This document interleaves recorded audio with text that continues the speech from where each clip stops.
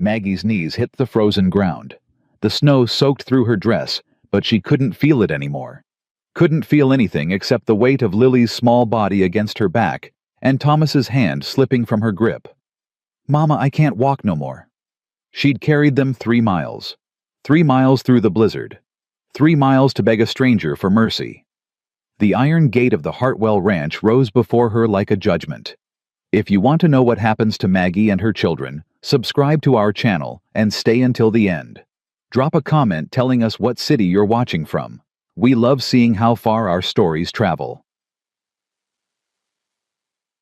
The snow had stopped falling, but the wind hadn't stopped cutting. Maggie Holloway stood at the iron gate, her children pressed against her legs like they were trying to disappear into her skirt. Lily, 8 years old, clutched her father's old sketchbook against her chest. She hadn't spoken in 3 days. Thomas, 5, looked up at his mother with eyes too old for his face. "Mama, is this where the nice man lives?" Maggie didn't know if the man was nice. She only knew he was rich, and she was desperate. "Stay here, babies." "No." Lily's voice cracked. "Don't leave us." Maggie knelt in the snow, ignoring how the cold bit through her worn stockings. She took Lily's face in her cracked, bleeding hands. "I ain't leaving you. Not ever. I'm just gonna talk to the man who owns this place. You watch your brother." Thomas tugged her sleeve. "What if he says no?" Maggie had no answer. She'd rehearsed this moment for 3 sleepless nights, practicing the words she'd have to say. Each syllable tasted like broken glass. But glass wouldn't kill her children. The cold would. She pushed open the gate. The hinges screamed like something dying. The main house sat 200 yards up the path. Timber and stone smoke rising from the chimney. Lamplight glowed in the windows. Warm light. Safe light. Maggie walked toward it, each step heavier than the last. She'd sold everything. The furniture Daniel had built with his own hands. Her mother's china. The quilt her grandmother had stitched for her wedding day. All of it gone. Traded for food that ran out a week ago. The only thing she had left was Daniel's wedding ring cold against her palm. And her children. She'd give up one to save the other. The front door opened before she reached the porch. A man stepped out. Tall, broad shoulders, silver threading through dark hair. A scar ran along his jaw, white against weathered skin. His eyes were pale blue, the color of winter sky, and they took in everything at once. Maggie stopped. The man descended the porch steps slowly, like he was approaching a wounded animal. "Ma'am?" His voice was low, rough at the edges, not unkind. Maggie opened her mouth, but the words stuck in her throat. 3 days of walking. 3 days of carrying her children through the snow. 3 days of praying to a God she wasn't sure was listening. She swallowed. "I'm looking for Mr. Hartwell." "You found him." Elijah Hartwell stood before her, arms crossed against the cold, studying her with those winter sky eyes. Josefa nodded. "The little ones. Lily, can you drink a little?" Lily took the second bowl without speaking. She drank half, then handed the rest to Maggie close and kissed her hair. "We're gonna be okay now, baby. I promise." Lily didn't answer. She'd stopped believing in promises a long time ago. An hour later, Hartwell returned. He'd changed into dry clothes, a worn flannel shirt, heavy work pants, boots that had seen 1,000 miles. He pulled a chair across from Maggie and sat, elbows on his knees. "Children asleep." Maggie nodded. Josefa had taken them upstairs to the east wing, to beds with real mattresses and quilts thick enough to disappear into. "Good." Hartwell studied her. "Now, tell me what happened to you." Maggie didn't want to. The story was ugly, and she was tired of carrying it. But he'd earned the truth. "My husband was a railroad man," she began. "Daniel Holloway. He worked the mountain line, laying track through the Rockies. Dangerous work, but it paid well." "I know that work." Hartwell's voice was flat. "Lost 2 friends to it." Maggie nodded. 8 months ago there was an accident. Tunnel collapse. 12 men dead. Daniel was one of them. She paused, steadying herself. The company said it wasn't their fault, said Daniel was careless. They refused to pay death benefits, refused to even help with the burial. Bastards. The word was quiet but sharp. I had to sell his tools to pay for the grave. Maggie's voice trembled. Then I had to sell the furniture to pay the rent. Then the landlord raised the rent anyway and I couldn't. She stopped. Drew a breath. We've been moving from place to place ever since. I took work where I could find it, washing clothes, cleaning houses. But it's winter now, and nobody's hiring, and the boarding house threw us out 3 days ago because I couldn't pay. She looked up at Hartwell, forcing herself to meet his eyes. I walked 3 miles in the snow because someone in town said you were a fair man, that you treat your workers right. She swallowed. I didn't know what else to do. Hartwell was silent for a long moment. Who told you I was fair? A woman at the general store. Mrs. Perkins, I think. Something flickered in Hartwell's expression. Martha Perkins. Her husband used to work for me. Used to. He passed last spring. I kept sending her half his wages till she told me to stop. Hartwell shrugged. She's too proud to take charity. Maggie almost laughed. Then I reckon she and I have something in common. The corner of Hartwell's mouth twitched. It wasn't quite a smile, but it was close. Mrs. Holloway, he said. I'm going to make you Mr. Eli. The least I can do is earn it. Something shifted in his expression. Respect, maybe. All right then, for a bit. Of course. Josefa smiled at Lily and Thomas. Come, niños, I'll show you the chickens. Thomas jumped up immediately. Lily hesitated, looking at her mother. Go on, baby, Maggie said gently. I'll be right here. Lily stood slowly. At the door she paused and looked back. Mama. Yes. Are we really staying? Maggie glanced at Eli. He gave a small nod. Yes, baby. Maggie's voice was steady. We're really staying. The study was small, lined with books, and absolutely chaotic. Papers covered every surface. Ledgers lay open and abandoned. Receipts spilled out of drawers like escaping prisoners. Maggie stared at the mess, then turned to Eli. You weren't joking about the books being a disaster. I don't joke about money. Eli leaned against the doorframe. I know how to run cattle. I don't know how to run numbers. Your wife used to do this. The question slipped out before Maggie could stop it. She immediately regretted it, but Eli just nodded, his expression carefully neutral. Sarah was educated, Boston family. She handled all the accounts. And after she passed, I let it go. He shrugged. Didn't seem to matter anymore. Maggie understood. When Daniel died, she'd stopped caring about a lot of things too. It was only her children that had kept her moving forward. I'll need a few days to sort through everything, she said. Maybe a week. Take as long as you need. She turned to face him fully. Eli, I want to be clear about something. Go ahead. I'm grateful for what you're doing. More grateful than I can say. But I won't take more than I've earned. Whatever wage you pay me, I intend to deserve it. Eli studied her for a long moment. You know what I see when I look at you, Maggie? She shook her head. I see a woman who walked 3 miles through a blizzard to save her children. I see a woman who offered up her wedding ring, the last thing she had of her dead husband, because she loved her babies more than her own heart. He stepped closer. I see a woman who's been fighting alone for too long. Maggie's throat tightened. You've already earned more than I could ever pay you, Eli said quietly. The question is whether you'll let yourself accept it. He left without waiting for an answer. Maggie stood alone in the chaos of the study till Josefa caught him and put him to work collecting eggs. Lily sat by the window in the study, sketching the view with a pencil Eli had given her, a picture of the ranch's finances. By noon, she had answers. Eli. He looked up from the saddle he was mending. Yeah. I found something. Something you need to see. She spread the documents on the table between them. Ledger entries, receipts, a contract with Judge Webb's signature at the bottom. 5 years ago, you co-signed a loan for someone named Tom Hartley.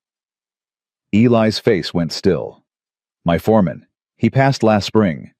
Webb holds the note, and according to Clause 17, he can call it in anytime he wants. How much? $2,000. Maggie met his eyes. Due in full within 30 days of the call. Eli sat back, the color draining from his face. That's half my operating capital. I know. If Webb calls that note in, I'll have to sell the north section to cover it. I know. Eli was silent for a long moment. When he spoke, his voice was cold. Webb's been trying to get that land for years. It's right where the railroad's planning to expand. How do you know that? Because Webb's on the railroad board. Eli's hands curled into fists. He's got information nobody else has, and he's been using it to buy up land on the cheap. Maggie understood now. The debt, the threat, the leverage. He's going to call the note, she said quietly. Isn't he? Eli nodded slowly. The question is when.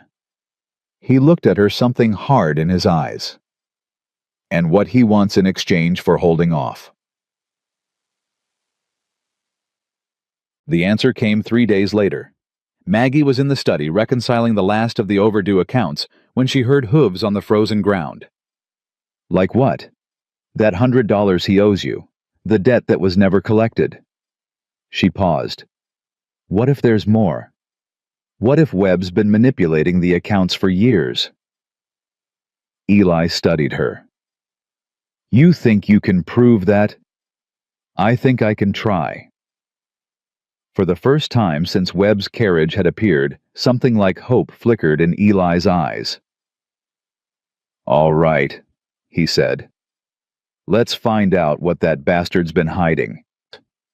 The next week passed in a blur of ledgers and late nights. Maggie worked through every document in the study, tracing transactions, cross-referencing dates, building a picture of the ranch's financial history. Eli helped where he could, explaining deals and handshakes that had never been written down. What she found was damning. Judge Webb had been quietly manipulating accounts for years, overcharging on supplies through businesses he secretly owned, calling in debts early when ranchers couldn't pay, then buying their land at a fraction of its value, using his position on the bank board to block loans to anyone who opposed him. He's been stealing from the whole territory, Maggie said, spreading the evidence across the kitchen table. Not just you, everyone. Eli stared at the papers. Can we prove it? Some of it. The rest is circumstantial. She pointed to a stack of receipts. But if we can get testimony from the other ranchers he's cheated, we might have enough to take to the territorial marshal. Most of those ranchers are scared of Webb. They won't talk. They might if they knew they weren't alone. Eli was quiet for a moment. Then he nodded. I'll ride out tomorrow. Talk to a few people I trust. And if Webb finds out what you're doing, then he'll know I'm not backing down. Eli met her eyes. Whatever happens, Maggie, we face it together. Agreed. She held out her hand. Agreed. He took it. His palm was rough, calloused from years of work, but his grip was gentle. They held on longer than necessary. Neither of them mentioned it. Sunday came cold and bright. Maggie dressed the children in their best clothes, the ones Jose fight the rage building in her chest. I don't know what you think you know about me, but I'll tell you what I know about myself. I walked 3 miles through a blizzard to save my children's lives. I offered up my wedding ring, my husband's ring, to a stranger because I loved my babies more than my own pride. She stepped forward. Mrs. Calhoun stepped back. I have worked every day since my husband died to keep my family alive. I have scrubbed floors and washed clothes and gone hungry so my children could eat. And I will not stand here and be judged by a woman who has never known a moment of true desperation in her entire comfortable life. Silence fell over the churchyard. Mrs. Calhoun's face went red, then white. She opened her mouth to respond. Mama. Lily's small voice cut through the tension. Maggie looked down. Her daughter's face was wet with tears, but her eyes were fierce. "Can we go home now?" Home. Lily had called the ranch home. Maggie took her daughter's hand. "Yes, baby. We can go home." She turned and walked toward the wagon, Lily on one side, Thomas on the other. The crowd parted before her. Eli was waiting. He'd heard everything. "You all right?" he asked quietly. "No." Maggie's voice shook. "But I will be." He helped her into the wagon. As they pulled away, Maggie looked back once. Reverend Oakes stood apart from the crowd watching them leave. "Mrs. Holloway, I owe you an apology." Maggie stepped forward. "For what?" "For what happened today. For not speaking up when Mrs. Calhoun—" He stopped, clearly uncomfortable. "It was cowardly of me. I should have defended you." "You don't owe me anything, Reverend." "Yes, I do." Oakes met her eyes. "I came to this town to preach the gospel, to teach people about mercy and compassion. And today I watched a member of my congregation attack a woman who's done nothing wrong, and I said nothing." He turned to Eli. "Mr. Hartwell, I know there are people in this town who disapprove of your arrangement with Mrs. Holloway, but I want you to know that I'm not one of them." "That's a dangerous position to take, Reverend." "Perhaps." Oakes straightened. "But the right position usually is." He put his hat back on. "I'll be preaching about it next Sunday, about how we treat the widows and orphans in our midst, about what the Bible actually says, not what certain people wish it said." "That won't make you popular," Eli said. "I didn't become a reverend to be popular." Oakes smiled. "I became one to do what's right." He tipped his hat to Maggie. "Good night, Mrs. Holloway. Mr. Hartwell." And then he was gone, swallowed by the darkness. Eli closed the door and turned to Maggie. His expression was thoughtful. "Interesting man. He's brave," Maggie said, "standing up to his own congregation like that. Maybe—" Eli moved past her toward the parlor. "Or maybe he's just young enough to still believe in justice. Don't you believe in justice?" Eli paused at the doorway. He was silent for a long moment. "I used to," he said finally. "Before Sarah and Clara died. Before I learned that life doesn't care about fairness. And now—" He turned to face her. In the dim light, his eyes were bright with something she couldn't name. "Now I believe in people," he said. "Individual people. Josepha, Reverend Oakes." A pause. "You." Maggie's heart stuttered. "Me?" "You walked into my life and reminded me that survival isn't enough, that there's still something worth fighting for." He stepped closer, close enough that she could feel the warmth radiating from him. "Show me." He grabbed his coat and hat, then paused at the door. "Maggie, stay here with the children. Keep the doors locked." Eli side by side, shoulders touching. The lamp cast flickering shadows on the walls. "You're not going to lose me," Maggie said quietly. "Whatever happens with Webb, whatever happens with the ranch, I'm not going anywhere." "You can't promise that." He sat by the fire with Eli's rifle across her knees. She'd found it in the study cleaned and loaded, and she'd spent an hour teaching herself how to use it. Her father had shown her once, years ago. She remembered enough. Thomas and Lily were asleep upstairs. Josepha dozed in the chair across from her, refusing to leave Maggie alone. Every creak of the house made her jump. Every gust of wind sounded like approaching hooves. But no one came, and Eli didn't return. The third day broke cold and clear. Maggie was making breakfast when she heard Thomas shout from the upstairs window. "Mama Ryder's coming! Lots of them!" She grabbed the rifle and ran to the door. Her heart stopped. A dozen men on horseback were approaching the ranch. At their head, riding tall in the saddle despite 3 days of hard travel, was Eli. And behind him a group of ranchers she didn't recognize.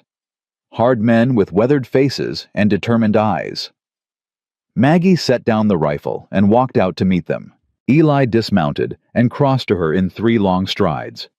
He pulled her into his arms without a word, holding her like he'd been afraid he'd never see her again. "You came back," she whispered. I told you I would.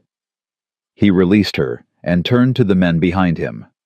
Maggie, these are the ranchers Webb's cheated over the years. They've agreed to testify. One of the men stepped forward. He was older, gray-bearded with a missing finger on his left hand. Mrs. Holloway. He tipped his hat. Name's Jacob Mercer. I lost my ranch to Webb 5 years ago. He called in a loan I didn't even know I'd signed. Forged your signature. That's what I always suspected. Never could prove it. Mercer's eyes hardened. Until Hartwell here showed me the pattern. Webb's been doing this to ranchers all over the territory, and we're done letting him get away with it. Another man spoke up. I'm Tom Bridges. Webb took my water rights 3 years back, claimed there was a survey error. By the time I could challenge it in court, my cattle had died of thirst. One by one, the men told their stories. Land stolen through legal manipulation. Debts called in at impossible times. Families destroyed by a man who hid his crimes behind a judge's robe. Maggie asked, somewhere around midnight. Then we'll figure out something else. What if they arrest you? Then you take the children and go to Denver. Find Jacob Mercer. He'll help you get to the territorial marshal. Maggie shook her head. I'm not leaving you. Maggie. I said I'm not leaving you. She grabbed his hands. We're in this together. Whatever happens, we face it together. Eli pulled her close. They held each other in the firelight, drawing strength from each other's presence. I love you, he whispered. I know. She pressed her face against his chest. I love you too. Morning came too quickly. Maggie dressed in the best clothes she had, the ones Josefa had altered to fit. She pulled her hair back in a simple knot and looked at herself in the mirror. The woman who stared back at her was different from the one who'd stumbled up to Eli's gate a few weeks ago. That woman had been broken, desperate, empty. This woman had fire in her eyes. Eli was waiting by the wagon. He wore his dark suit again, the one he'd worn to church. His face was set, determined, ready for battle. Children are staying with Josefa, he said. She'll keep them safe. Maggie nodded. She'd said goodbye to Thomas and Lily that morning, holding them tight, promising to come back. Lily had looked at her with those two wise eyes. Be careful, Mama. I will, baby. And tell Mr. Eli to be careful, too. Maggie had kissed her daughter's forehead. I'll tell him. The ride into town was quiet. Maggie clutched the folder of evidence in her lap, going over the facts one more time in her head. Names, dates, amounts. The pattern of corruption that Webb had woven over years. Whatever happens in there, Eli said as they approached the town. Stay close to me. If things go bad, get to the door. I'll cover you. Nothing's going to go bad. Probably not. He glanced at her. But just in case. The town hall with council members looked at each other in panic. Webb backed toward the door, his smooth confidence shattered. This is a conspiracy, he shouted. A pack of lies from bitter failures who couldn't pay their debts. It's the truth, Eli said, his voice cutting through the chaos. And everyone in this room knows it. He stepped toward Webb and the judge flinched. You've been stealing from this community for years, hiding behind your position, using the law as a weapon against the people it was supposed to protect. That ends today. Webb's eyes darted around the room looking for allies, finding none. Even the council members who'd supported him were edging away. You can't prove anything, Webb said, but his voice was weak now, desperate. We already have. Maggie held up the final document. This is a record of every transaction you've made through your shell companies for the past 10 years.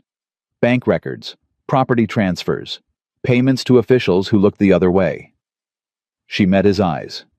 It's over, Judge Webb. It's been over since the moment you decided to threaten the people I love. Webb lunged. It happened so fast, Maggie barely had time to react. He grabbed for the documents, his face twisted with rage, his hands clawing toward her throat. Eli moved faster. He caught Webb's arm and twisted, spinning the judge away from Maggie. Webb stumbled, hit the floor hard. Before he could rise, Eli was standing over him, fists clenched. Give me a reason, Eli said quietly. Please, give me a reason. Webb looked up at him, and for the first time there was fear in his eyes. This isn't over, he hissed. I'll destroy you. I'll destroy all of you. No. Maggie stepped forward, looking down at the broken man on the floor. You won't. The doors burst open. A man in a marshal's uniform strode in, followed by 2 deputies. He surveyed the scene. Webb on the floor, Eli standing over him, the crowd pressed against the walls and nodded once. Cornelius Webb. Webb scrambled to his feet. Marshal, I can explain. Is that a yes? Eli asked, his voice rough. That's a yes, Maggie whispered. That's 1,000 times yes. He slipped the ring onto her finger. It fit perfectly. They sat there for a long time holding hands, watching the sun climb higher in the winter sky. 2 broken people who had somehow found each other. 2 souls who had learned to hope again. We should get home, Eli said finally. The children will be worried. Maggie smiled. The children. Our children. Our children. Eli's voice caught on the words. I like the sound of that. Thomas saw them coming before anyone else. He was perched on the porch railing, watching the road with anxious eyes when the wagon appeared over the rise. He let out a whoop that could probably be heard in Denver and ran toward them, nearly falling twice in his excitement.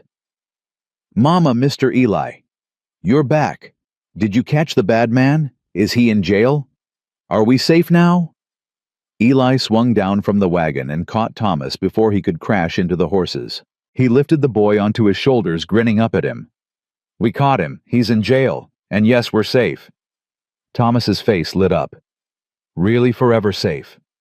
Forever safe.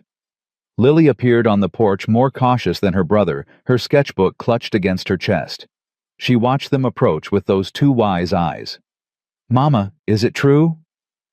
Maggie climbed down from the wagon and walked to her daughter. She knelt in the snow, taking Lily's small hands in her own. It's true, baby. The bad man can't hurt us anymore.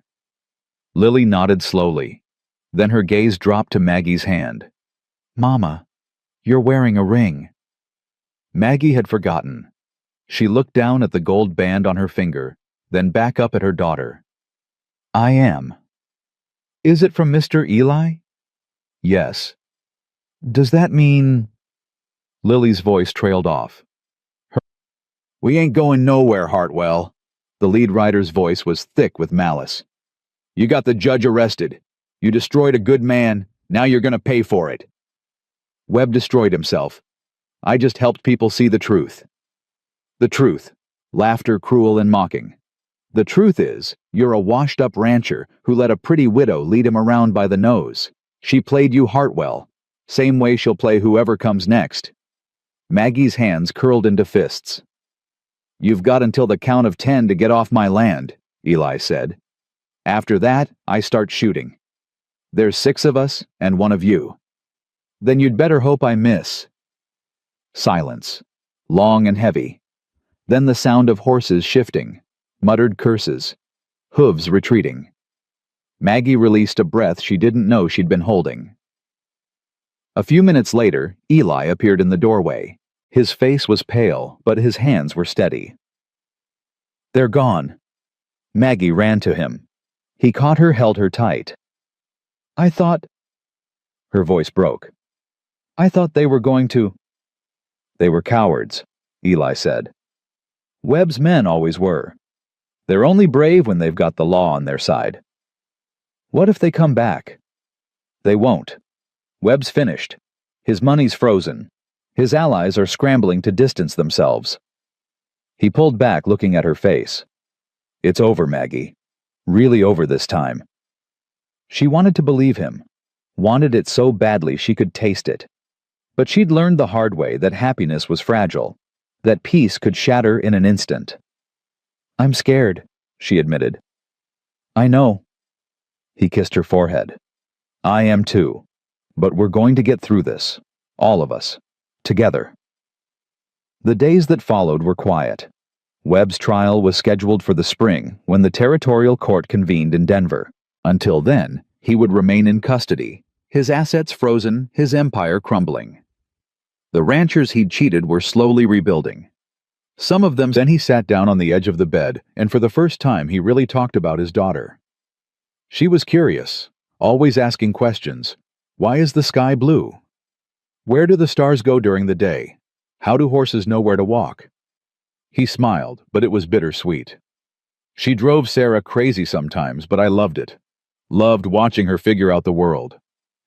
What else? She sang all the time. Made up songs about the chickens, the cows, the fence posts. Everything had a song. His voice caught. The house was so quiet after she was gone. That was the worst part. The silence. Maggie reached out and took his hand. The house isn't quiet anymore. No. He looked at her, and something shifted in his face. It isn't. He leaned over and kissed her softly. Thank you, he whispered. For what? For giving me my life back. As winter slowly loosened its grip, the ranch began to transform. Eli threw himself into preparations for the spring. He repaired fences, cleared brush, worked alongside his ranch hands from dawn to dusk. Maggie watched him sometimes from the window, marveling at the change in him. This wasn't the haunted man who had found her at his gate. This was someone who had remembered how to live. One morning she found him behind the barn working on something she couldn't quite see. What are you doing? He looked up startled, then stepped aside to reveal his project. It was a swing. Simple, sturdy, hung from the branch of the old cottonwood tree. For the children, he said almost shyly. Clara had one when she was small. I thought... He didn't finish. Maggie threw her arms around him. It's perfect, she said into his chest. It's absolutely perfect. Thomas discovered the swing that afternoon and promptly claimed it as his own. Lily was more cautious, watching her brother soar through the air with wide eyes. You try Lily, Thomas called. It's fun. Lily shook her head. Eli walked over and knelt beside her. You don't have to if you don't want to. 4 figures holding hands in front of the ranch house, the cottonwood tree spreading its branches above them. I want to give it to Mr. Eli, Lily said, as a wedding present. Is that okay? Maggie had to turn away so her daughter wouldn't see her cry. That's more than okay, sweetheart. That's perfect. 2 weeks before the wedding, Jacob Mercer rode out to the ranch with news from Denver. Cornelius Webb had been convicted. The trial had lasted only 3 days. The evidence Maggie had compiled, combined with the testimony of a dozen ranchers, had been overwhelming. Webb's own lawyers had advised him to plead guilty, but his pride wouldn't allow it. In the end, it hadn't mattered. The jury deliberated for less than an hour. 20 years in the territorial prison, Mercer said, sitting in the Hartwell kitchen with a cup of coffee. Maybe more. The judge said he'd never seen such a systematic pattern of fraud. Eli nodded slowly. And his assets? Being divided among the people he cheated. It'll take years to sort out, but the process has started. Mercer looked at Maggie. You should know, Mrs. Holloway, the territorial marshal, mentioned you specifically, said your record-keeping was the key to the whole case. I just organized what was already there. Don't sell yourself short. Mercer set down his cup. You did something a lot of powerful men couldn't do. You brought down Cornelius Webb.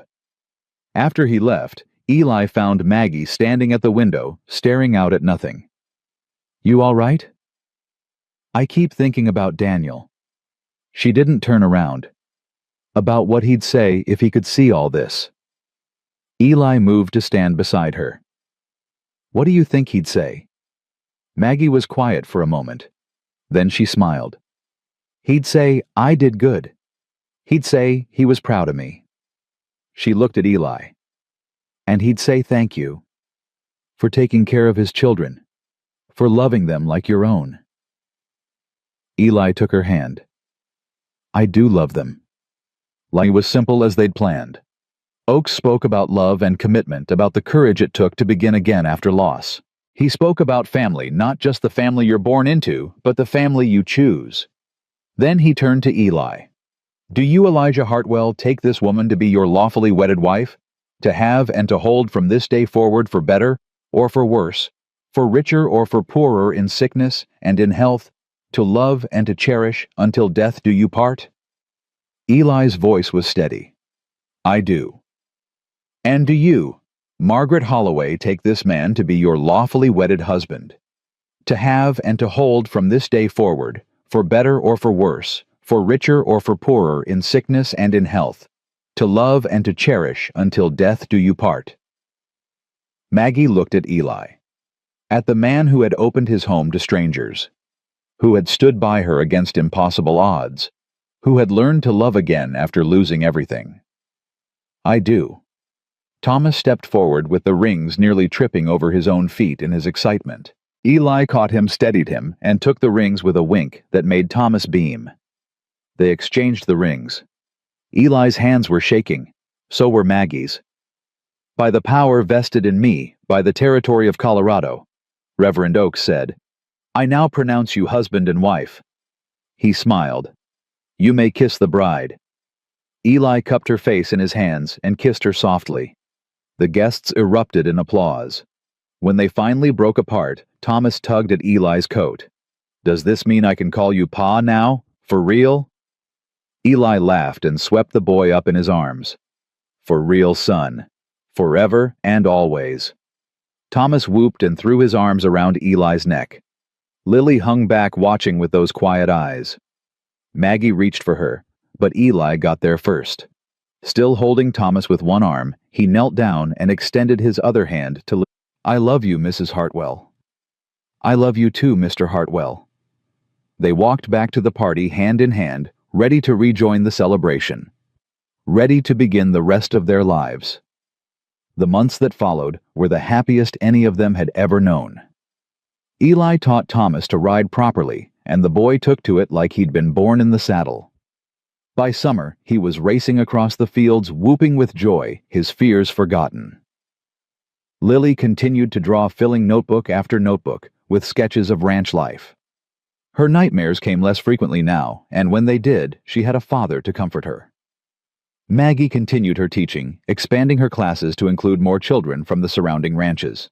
Word had spread about the widow who'd brought down Cornelius Webb, and families who once would have shunned her now sought her out. Her reputation had transformed from scandal to legend. The ranch prospered. With Webb's schemes exposed, fair dealing returned to the territory.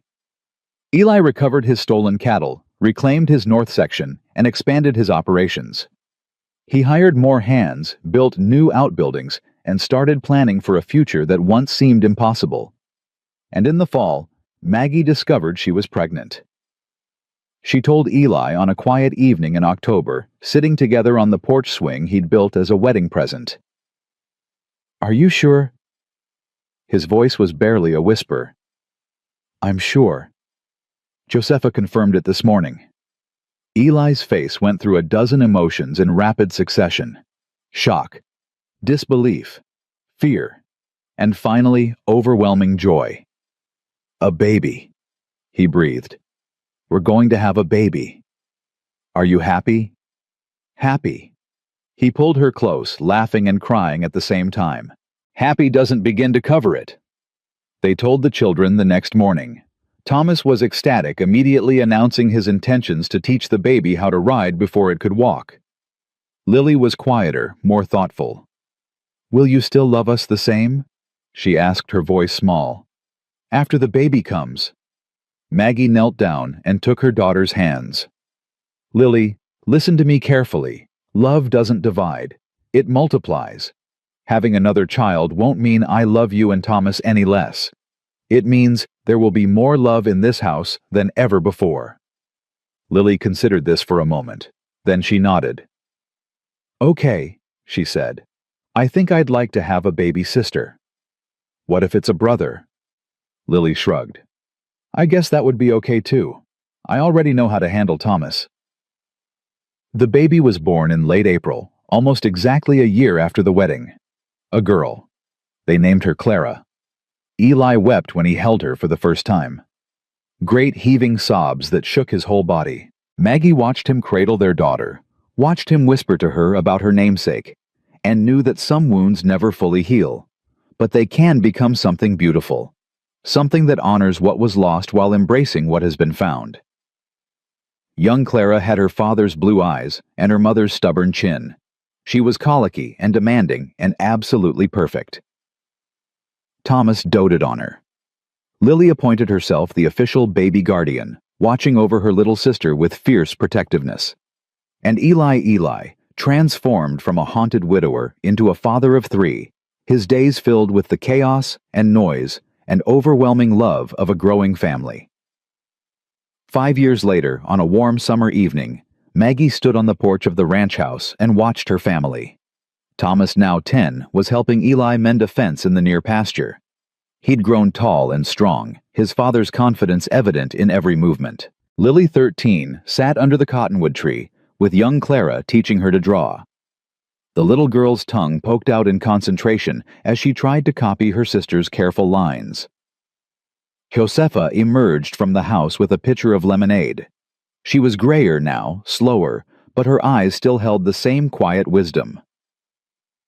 "A good life, Señora," she said, following Maggie's gaze.